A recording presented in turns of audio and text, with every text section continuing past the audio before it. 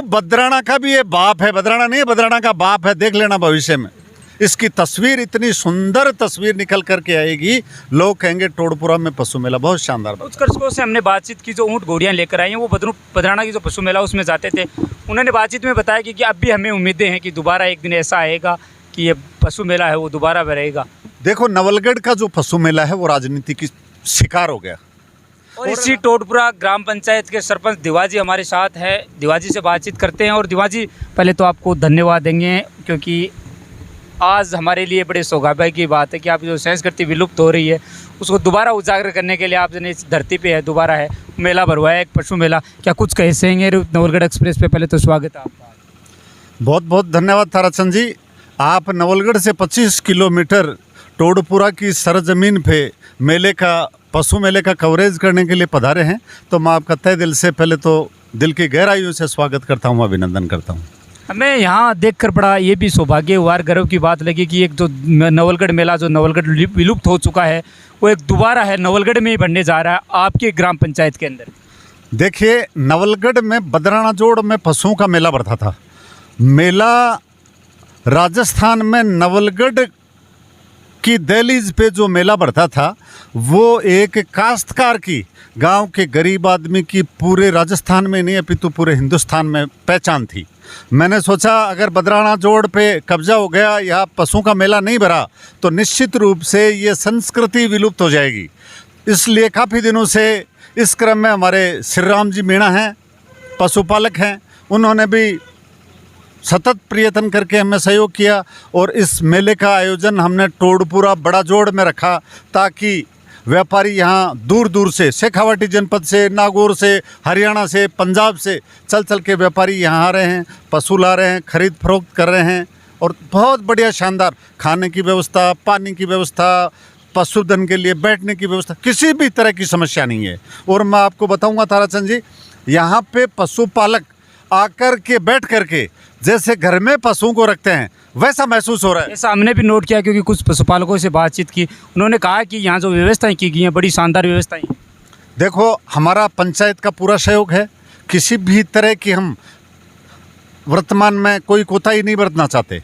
और पशु मेला टोडपुरा की शान पहचान बने, इसके लिए हम सतत प्रयास कर रहे हैं और आगे भी करते रहेंगे। सोच रहे हैं कि इस काम में कोई कमी नहीं आने दी जाएगी। टोडपुरा में जो मेला इस बार भरा है वो पहले तो समय में कुछ छोटा हुआ करता था, लेकिन इस बार अच्छा खासा भीड़ है वो देखने के लिए। क्या ये माने कि बदराना का जो पशु मेला है वो बंद हो गया, उसके बाद ये भीड़ है जो टोडपुरा में पहुंची है? गाँव से जो अभी तक तो ज़्यादातर जो बाहर के लोग उनको सूचना ही नहीं है, लेकिन जितनों की सूचनाएँ थी काफ़ी अच्छी खासी संख्या है वो भीड़ है यहाँ। देखो, यहाँ करीब 1000-1200 ऊँट हैं, घोड़ियाँ भी हैं। इस बार तो ये एक हल्का सा प्रयास है, मालिक ने चाहा तो अगली बार बहुत शानदार प्रयास होगा और राजस्थान में टोडपुरा का नाम आए। शायद एक बार किसानों को ये डर भी होगा कि जो वर्तमान समय में लंपी वायरस जैसी महामारी फैली है पशुओं के अंदर, उस चीज़ का इस मेले में बिल्कुल प्रभाव है वो देखने की। देखिए, जो लंपी वायरस नामक जो बीमारी है वो गायों पे है, ऊँट घोड़ों पे नहीं है।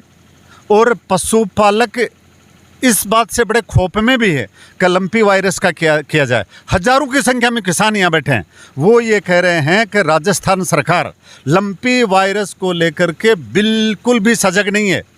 और किसान इतना आहत है क्योंकि गांव के गरीब आदमी गाय के सारे जीवन व्यतीत करता है, उस गाय का दूध पीता है, दही खाता है, छाछ खाता है और गरीब आदमियों को भी खिलाता है। आज वो गायें इस कदर मर रही हैं कि आँखों में खून के आंसू रोने पड़ रहे हैं। मुझे कहते हुए बड़ी शर्म आ रही है कि राजस्थान सरकार इसके लिए इतनी नकारात्मक सोच रखती है, बड़ी शर्मिंदगी की बात। सरपंच जी, एक चीज़ और जानना चाहेंगे कि जो बदराना का पशु मेला हुआ करता था उसमें दूर दूर से जो कृषक लोग हैं, किसान लोग हैं, वो मेले में पहुंचते थे। इस बार भी यहाँ टोडपुरा में बने कहाँ के लोग हैं वो पहुँच रहे हैं, और किस प्रकार बदराना से पशु मेला है जो टोडपुरा में भर रहा है किस प्रकार अलग बनाता है उस चीज़ को? देखो, टोडपुरा का जो पशु मेला है उसमें नवलगढ़ के ग्रामीण अंचल के हैं, गुड्डा है, झुंझुनूपुरा का, झुंझुनू, नवलगढ़, चूरू, बल्कि जोधपुर से भी, नागौर से भी खूब ऊँट आए हैं। पंजाब और हरियाणा के भी ऊँट पशु यहाँ पे हमारे आए हैं। इस बार मेले में प्रतियोगिताएं रखी गई है, ऊँट घोड़ों की रखी गई है। एक चीज़ जो है, इस बार ऊँटों की दौड़ है वो भी इस टोडपुरा गांव में रखी गई है। बड़े सौभाग्य की बात है क्योंकि नवलगढ़ में नहीं, ऐसा कोई क्षेत्र शायद नहीं होगा कि ऊँटों की दौड़ है वो विलुप्त हो चुकी है, अगर बातचीत करें तो? देखो, विलुप्त होती पशुधन की जो प्रतियोगिताएं हैं उनको हम पुनर्जीवित करने का काम कर रहे हैं। हमारे पशुपालक हैं श्री राम जी मीणा, जो वर्षों से ऊँट और घोड़ी रख रहे हैं। ब्याह शादियों में भी इनकी ऊँट घोड़ियाँ जाती हैं और श्री राम जी दृढ़ संकल्पित हैं इस काम के लिए।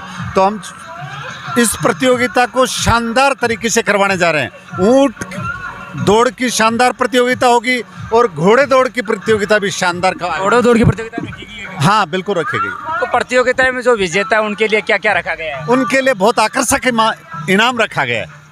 वो जिस तरह का वो टैलेंट पेश करेंगे ऊँट और घोड़े, वैसा ही उनको प्राइज दिया जाएगा। बदराना का पशु मेला तो लगभग 8 से 10 दिन के बीच लगातार चलता रहता था। क्या टोडपुरा का मेला इतने लंबे समय से चल पाएगा? क्योंकि ये जो भीड़ है वो इस बार अच्छी खासी आई है, लगभग 4-5 रोज से देख रहे हैं कि भीड़ अच्छी खासी आ रही है, लोग बाहर से जुट भी रहे हैं। देखो, टोडपुरा के पशु मेले में 10-15 या महीने का कोई ठिकाना नहीं है। हम तो कह रहे हैं सारे किसान आदमी हैं, गांव में रहो, हम भी गांव में रहते हैं, आप भी रहो। हमारा जोड़ पड़ा है, यहाँ पे पानी की व्यवस्था है, खाने की व्यवस्था है, तो किसानों को कोई अव्यवस्था होने का प्रश्न ही पैदा नहीं होता। ये तो बदराना में तो 8 या 10 दिन में खाली हो जाता था, ये तो महीनों चलेगा। ये माने कि दूसरा बदराना है वो आपकी टोडपुरा में? मैं कह रहा हूँ बदराना का भी ये बाप है, बदराना नहीं है, बदराना का बाप है। देख लेना भविष्य में इसकी तस्वीर, इतनी सुंदर तस्वीर निकल करके आएगी, लोग कहेंगे टोडपुरा में पशु मेला बहुत शानदार। कुछ दर्शकों से हमने बातचीत की जो ऊँट घोड़ियाँ लेकर आई हैं, वो बदराना की जो पशु मेला उसमें जाते थे। उन्होंने बातचीत में बताया कि अब भी हमें उम्मीदें हैं कि दोबारा एक दिन ऐसा आएगा कि ये पशु मेला है वो दोबारा रहेगा। देखो, नवलगढ़ का जो पशु मेला है वो राजनीति की शिकार हो गया। मैं सभी किसान भाइयों को ये भी बता देना चाहता हूँ कि किसानों के साथ में, पशुपालकों के साथ में नवलगढ़ देलीज के मुख्यालय पर जो अत्याचार और घिनौना खेल भूमाफियाओं द्वारा खेला गया, उस खेल को बचाने के लिए और उस राजस्थान की संस्कृति को बचाने के लिए इस मेले में श्री राम जी ने कंधा मिला करके ये मेला भरवाने का एक अच्छा प्रयास किया है। श्री राम जी इसके लिए बहुत बहुत धन्यवाद के पात्र है। श्री राम जी, छोटे भाई कमल जी जाखड़ जो धमोरा से आते हैं, सभी ये मेले भरवाने में वैसे तो माहिर है, काफी टाइम से भरवा रहे हैं। तो मैं उम्मीद करूंगा कि आने वाले समय में टोडपुरा के पशु मेले का भी नाम पूरे राजस्थान में नहीं, पूरे उत्तरी भारत में होगा। और आपकी व्यवस्था करने में टोडपुरा वासी और हम ग्राम पंचायत के लोग कोई कमी और कसर नहीं छोड़ेंगे। पूरे गांव के लोग बड़े प्रसन्न हैं। आप जितने रंग बिरंगे ऊंट घोड़ियां लेकर के टोडपुरा की सरजमीन पे आए हो, पुनः मैं आप सब लोगों का स्वागत करता हूं, अभिनंदन करता हूं। आप इस कारवा को जारी रखो और यहाँ एक व्यवस्था रखने वाली बात भी ध्यान में रखनी है, क्योंकि जहाँ कहीं भी मेलों का आयोजन होता है तो वहां पे मेरे जैसे लपके बहुत आ जाते हैं, पॉकेट मार। तो पॉकेट का खास तौर से सभी को ध्यान रखना है। हालांकि टोडपुरा में ऐसा होता नहीं है, लेकिन जेब का खास तौर, व्यापारी आते हैं लाखों रुपए जेब में डाल के लाते हैं। सभी को पता है कि एक व्यापारी 20-30 हजार कम से कम मिनिमम सबकी पॉकेट में होंगे, इसलिए पैसों का खास तौर से ध्यान रखना। और कोई असुविधा हो, श्री राम जी को बताएं, हमें वहाँ टेंट में, वहाँ पंडाल व्यवस्था कर रखी है। किसी के भी कोई असुविधा हो, जो भी भाई किसी भी क्षेत्र का हो, तो हमें बताएं। किसी भी तरह की परेशानी, आपको कतई नहीं घबराना है, कतई नहीं डरना है। हम आप लोगों की सेवा में खड़े हैं। और मेले में आप सभी प्रतियोगिता देखेंगे, जैसा कि ऊंट घोड़ों की दौड़ प्रतियोगिता भी होगी, उनके लिए प्राइज इनाम भी रखे हुए हैं। ये तो वो कहते हैं कि हम तो यूं ही चले थे, कारवां बनता गया। श्री राम जी का एक कदम आज मेले का स्वरूप बना करके हम टोडपुरा में बैठे हैं। पूरी दुनिया देखेगी, मीडिया अपने सामने है, किसान भाई सामने है। देखो, किसान को हमेशा संघर्ष करना पड़ता है। किसान ने जब जब संघर्ष किया, किसान की आवाज राज सिंहासन तक सुननी पड़ी है। और किसान जब चुप हो गया तो कोई आवाज सुनने वाला है ही नहीं फिर। इसलिए किसान को कभी भी विपरीत परिस्थिति से घबराना नहीं चाहिए। इसलिए किसान भाइयों से फिर पुनः मेरा यही निवेदन है कि प्रेम से प्यार से पशु की खरीद फरोख्त करो, अच्छा व्यवहार करो।